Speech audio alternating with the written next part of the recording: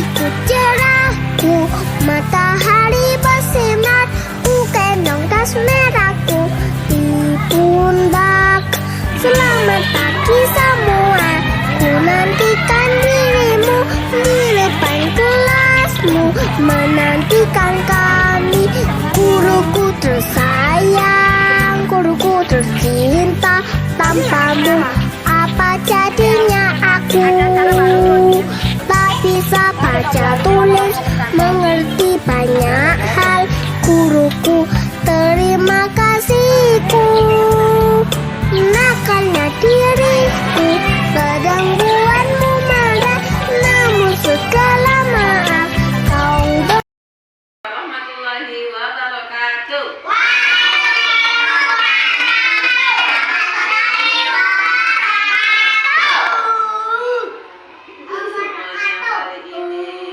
Apa kabarnya hari ini? Yang di sini apa kabarnya?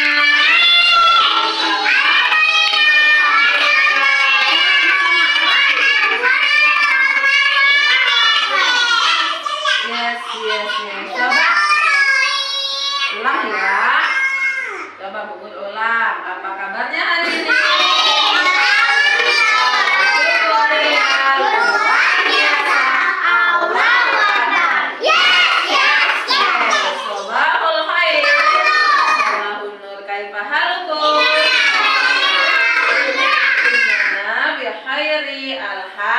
Alhamdulillah. Okay, good morning students.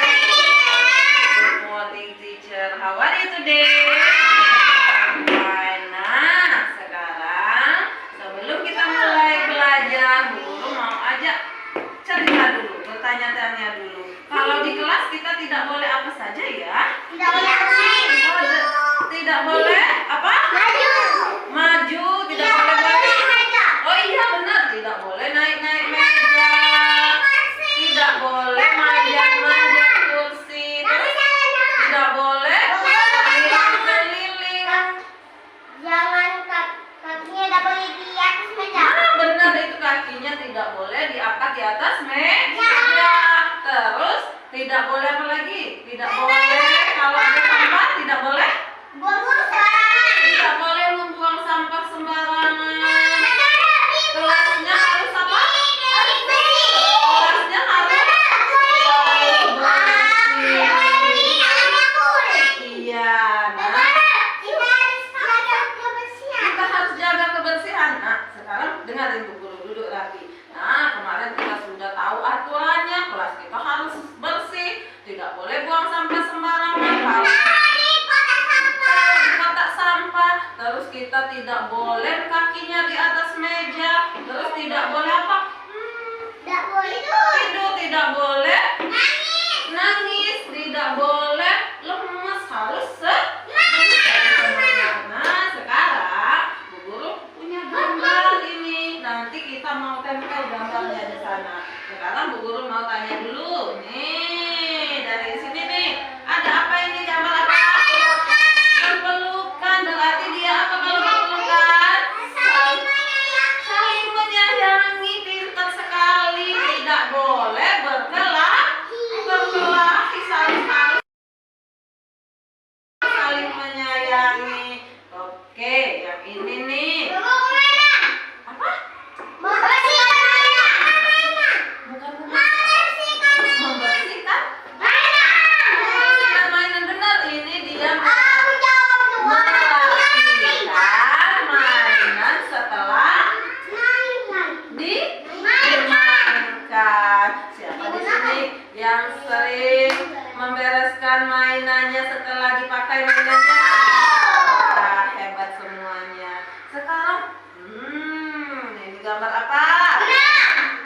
Semangat. Siapa yang selalu semangat kalau sekolah? Lihat, boleh tidak kita lemes kalau lagi belajar? Harus semangat. Oke, yang ini nih. Oh iya, mengasih jajan. Berbagi jajan. Boleh nggak kita di dalam kelas berbagi?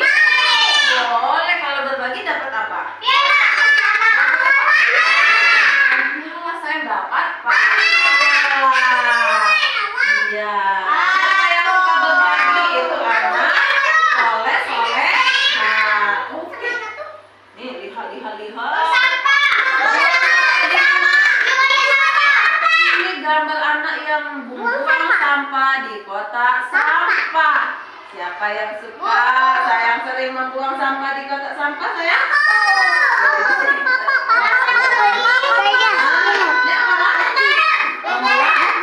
Membuang sampah. Ya, nih kata Lili jangan begini. Ini emang apa, Lili? Buang sampah sembarangan. Siapa yang suka buang sampah sembarangan? Tidak, semuanya buang sampah di kotak sampah. Wow, lihat, lihat, lihat. Ada siapa?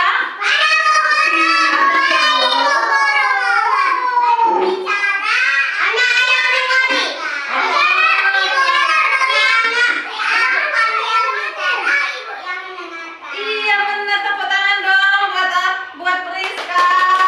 Kalau ada orang bicara, bukan bicara, anak-anak mendengarkan. Ya, jangan berantem. Kalau ada anak-anak bicara, Bu Guru juga mendengarkan. Oke, sekarang kita lihat mencoret dinding. Tembok boleh tidak ya? Tidak boleh. Kenapa tidak boleh?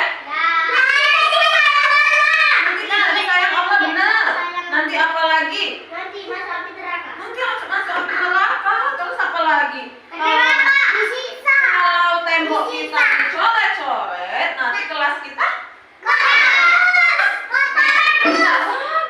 kotor, jelek kelas kita. Mau kelasnya jelek? Mau. Makanya tidak boleh mencoret Angel sama Sophia. Ini gambar apa, sayang?